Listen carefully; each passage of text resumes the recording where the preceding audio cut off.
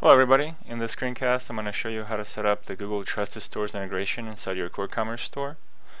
To begin with, head over to your admin area of the store.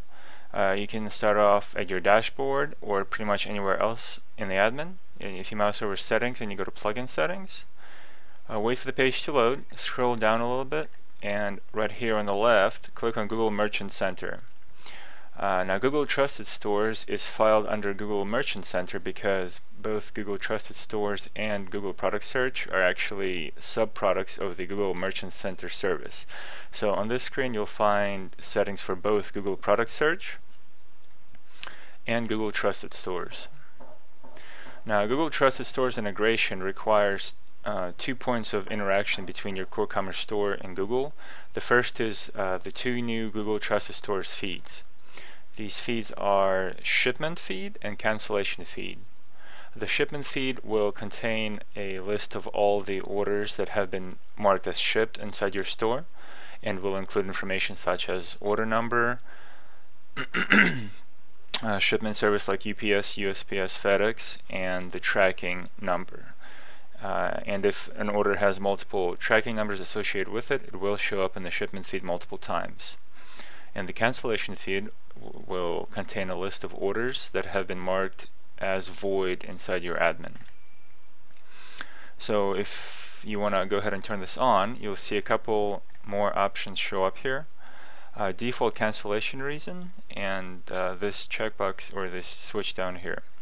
If you're integrated with Google Trusted Stores, the cancellation feed requires an order number and the cancellation reason to be supplied.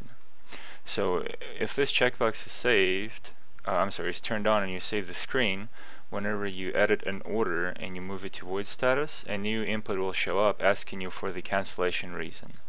To make the life of our admins a little bit easier, we added this setting for default cancellation reason.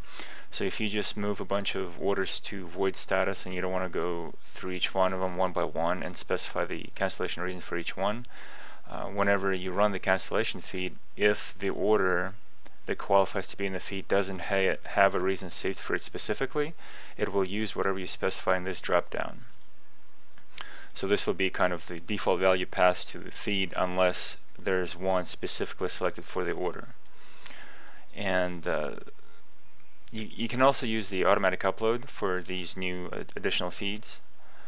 Previously, the automatic upload worked for the Google Product Search feed, but now it can work for all 3, Google Product Search, shipment, and cancellation feeds. And I will show you a little bit later how to set that up. Okay, so the next point of interaction between your CoreCommerce store and Google Trusted Stores is the JavaScript code. Google Trusted Stores requires 2 types of JavaScript code to be displayed on your site. There's a little snippet that displays on every page and a special piece of code that displays on the order complete page. Luckily, you don't have to mess with the JavaScript code itself. If you turn this on, you'll see that all you really have to do is specify a few pieces of information and the CoreCommerce store will do the rest for you. First thing you need to specify is the account number. Okay, this is the Google Trusted Stores account number, and if you head over to your Google Trusted Stores admin area, it will be specified somewhere in the top right or in your account settings, and it will look something like this. So for example, this is a test account number that I'm using for this screencast. So you can just copy and paste it in here. The currency has to be provided to Google Trusted Stores, and funny enough, right now Google Trusted Stores only supports USD, but it is a variable that can be passed, and I'm guessing they're going to add support for additional currencies later on. So in this box you can just specify USD for now and not really worry about it. Estimated order ship date. Whenever an order is placed and the information about the order is sent to Google Trusted Stores from the order complete template, one of the pieces of information is the estimated order ship date, and that tells Google how many days you're going to take to ship the order after it's been placed. So you can specify anywhere between same day and 14. Now, I guess the important thing to note is whatever value you specify here, whenever this same order is sent to Google in the shipment feed, the actual ship date has to fall within this range that you specify here, or you will like your Google trusted score could be docked if you do not. So for example, Google says, please note that 90% of orders must have an actual ship date within 3 days of the estimated ship date provided to the customer. So keep that in mind. There's another switch here that you should only turn on if you use CoreCommerce to provide the Google product search feed. So if you use Google product search but you don't use CoreCommerce to generate the feed, do not check this box. But if you do and you check this box, you'll see a few additional fields show up. You can specify your Google product search account ID, and this will be different from your account number for Google Trusted Stores. To get your Google Product Search account ID, you will want to go to your Google Product Search account, which will be somewhere inside Google Merchant Center. So our CoreCommerce account ID is this, for example. So we can use that to specify my settings back on this page.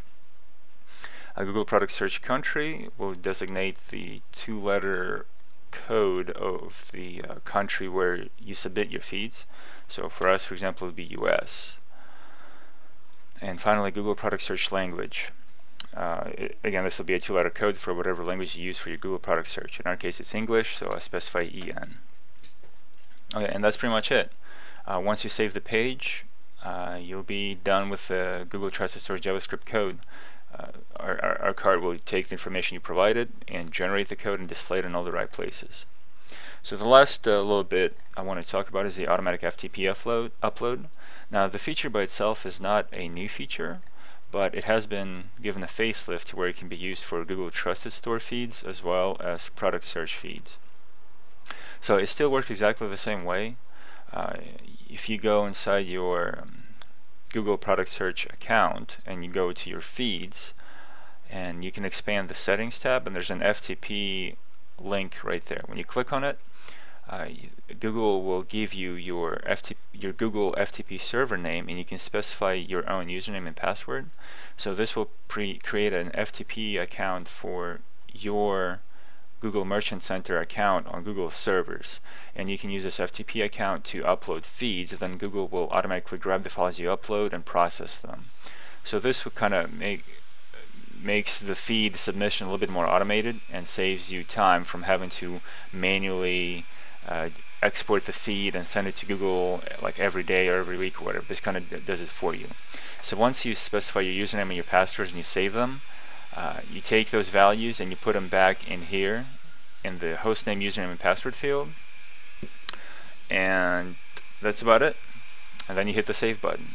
So once you set up your FTP information along with all the Google Trusted Stores account info, the feeds will be automatically sent to Google once a day, and the JavaScript will be automatically generated for you. So you won't really have to do much of anything else to get this to work. Now, one thing to note that if you don't want to use the automatic FTP upload, it's not a problem. There are a couple of ways you can do it manually, and this information bubble right here talks about it. So whenever this is released to the servers, if you want to look into that, just read this paragraph for more information on that. Okay guys, thanks for your attention, and I hope you enjoy using the new Google Trusted Stores integration feature.